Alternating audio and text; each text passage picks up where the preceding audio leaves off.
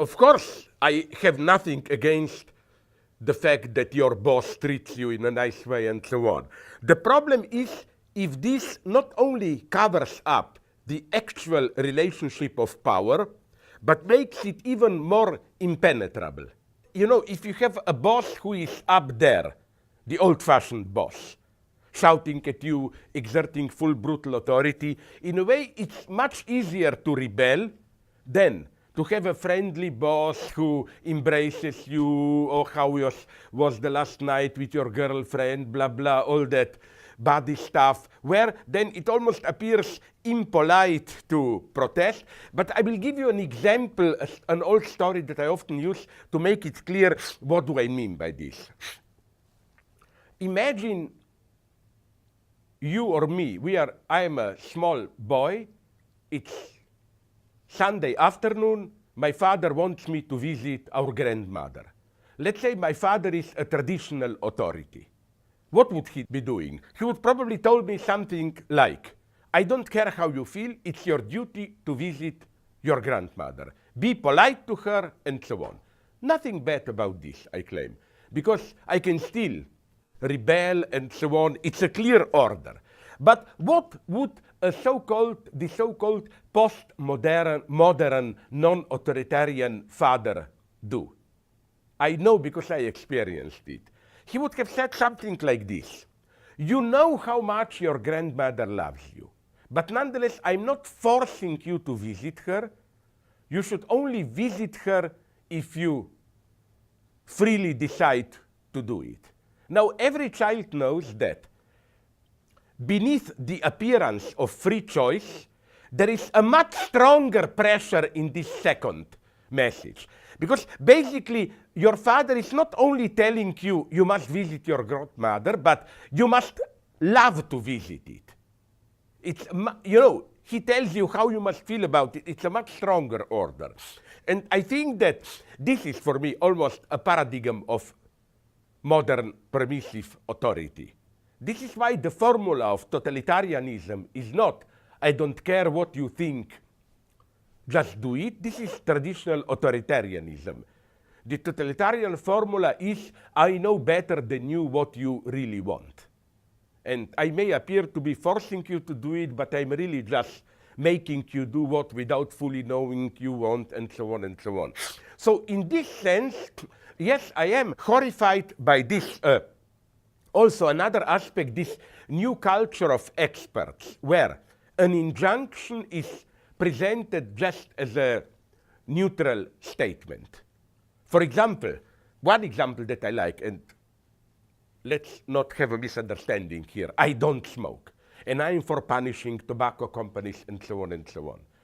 But I'm deeply suspicious about our phobia about smoking. I don't buy it that this can be really justified just based on scientific knowledge, how cigarettes hurt us and so on and so on.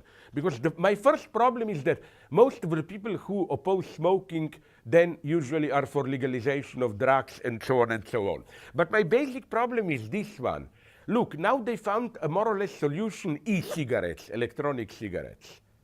And I discovered that now big American airline companies decided to prohibit them. And it's interesting to read the reason why.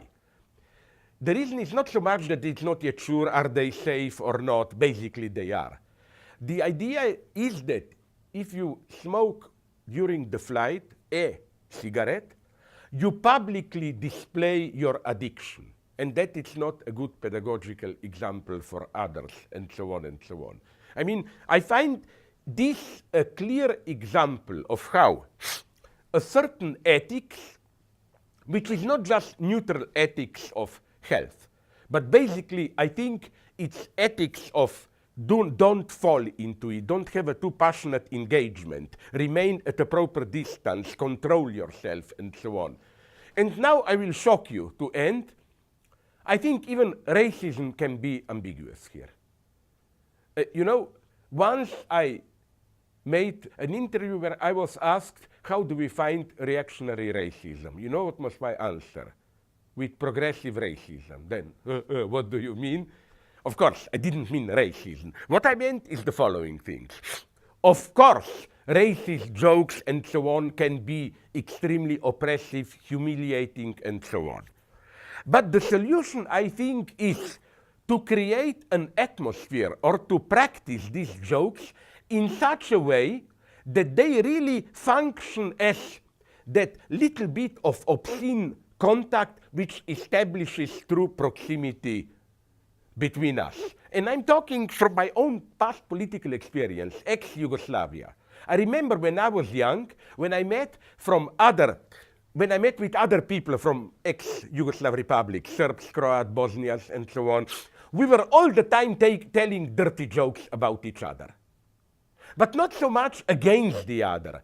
We were in a wonderful way competing who will be able to tell a nastier joke about ourselves. These were obscene racist jokes. But their effect was a wonderful sense of shared obscene solidarity. And I have another proof here.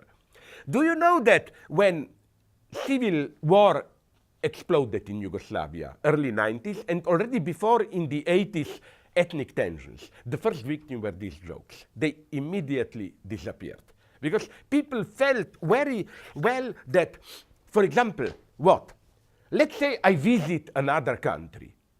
I hate this politically correct respect. Ooh, what is your food? What are your cultural forms? No, I tell them, tell me a dirty joke about yourself, and we will be friends, and so on. It works.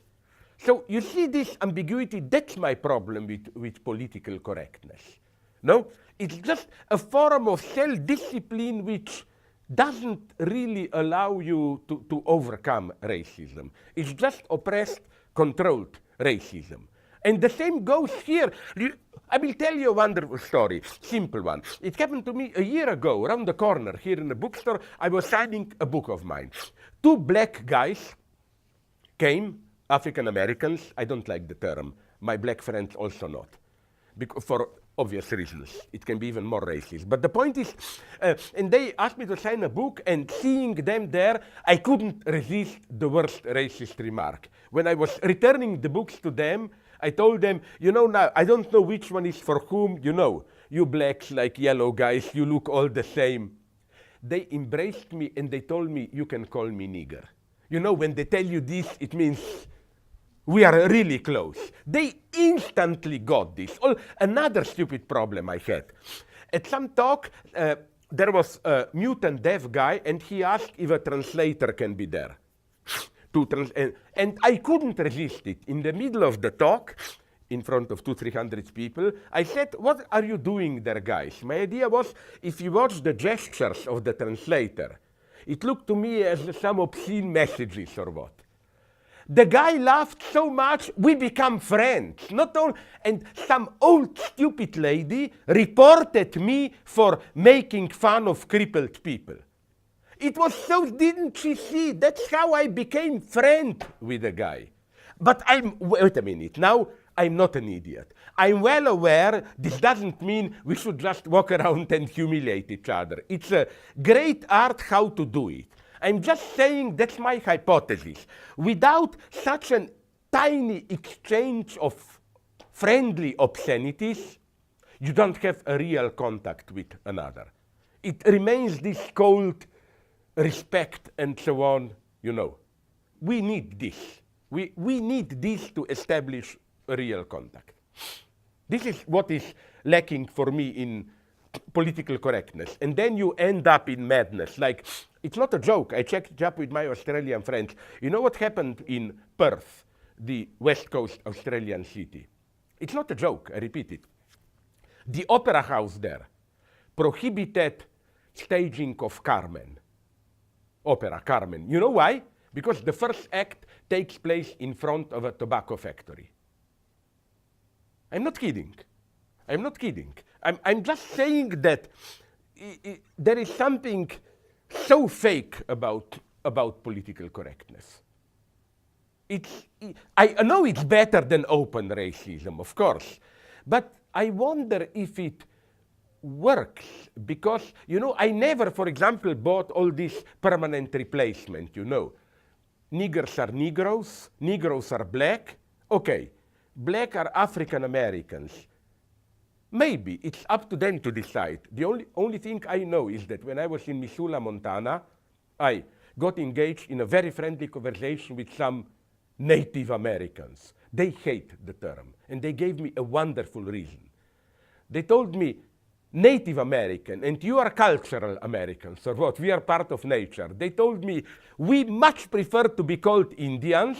At least our name is a monument to white man's stupidity, who thought they are in India when they come here. And they had such a wonderful insight into how all this New Age bullshit, you know, we white people technologically exploit nature, while natives relate to nature in a dialogic way, like before they dig into earth, they ask the mountain for permission if they are mining, blah, blah. They told me that their research shows that Native Americans, Indians, killed much more buffaloes and burned much more forests than white people. You know why this was the correct point? Like, the message was, the most racist thing is to patronizingly elevate us in that, you know, primitive, organic, living together with Mother Nature. No, their fundamental right is to be evil also. If we can be evil, why shouldn't they be evil, and so on. Now, so again, even with racism, one has to be very precise not to fight racism in a way which ultimately reproduces, if not directly, racism itself, at least the conditions for racism.